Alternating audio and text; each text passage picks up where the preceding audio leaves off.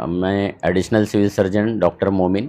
अभी शहर में और करीबी देहात में डायरिया या अतिसार के पेशेंट में वाढ़ हुई है।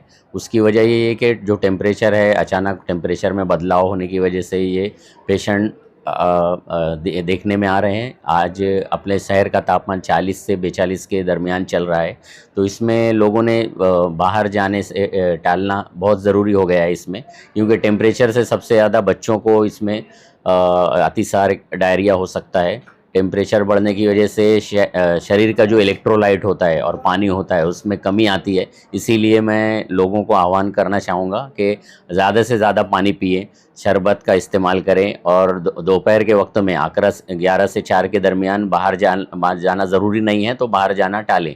और यहाँ पर सामान्य रुग्णालय में पीडियाट्रिक जो वार्ड है और जनरल जो मेडिसिन वार्ड है, यहाँ पर भी उष्माघात विभाग की स्थापना की गई है, जिसमें ऐसे कोई पेशेंट हमको मिलते हैं तो उनका फौरी तौर पर इलाज सुरू किया जाएगा। मालेगाव शहरात तसंच परिसरामध्ये सध्या स्थितीत अतिसार किंवा डायरियाच्या रुग्णांमध्ये नक्कीच वाढ झालेली आहे। त्याच्यासाठी आपण सामान्य रुग्णालयातर्फे प्रतिबंधात्मक उपाययोजना तसेच त्याच्यावर उपचार सुरू आहे।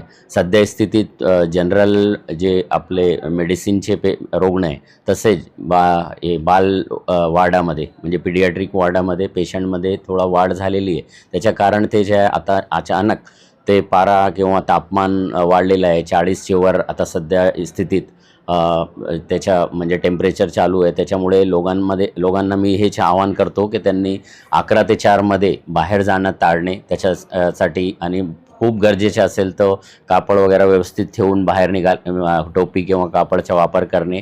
पाणीच्या हायड्रेशनच्या याच्यामध्ये जास्त महत्त्व असतं, पाणीचा जास्त वापर करणे जेणेकरून शरीराच्या पाण्याची कमतरता होणार नाही आणि उष्माघाताचा धोका लोकांमध्ये राहणार नाही।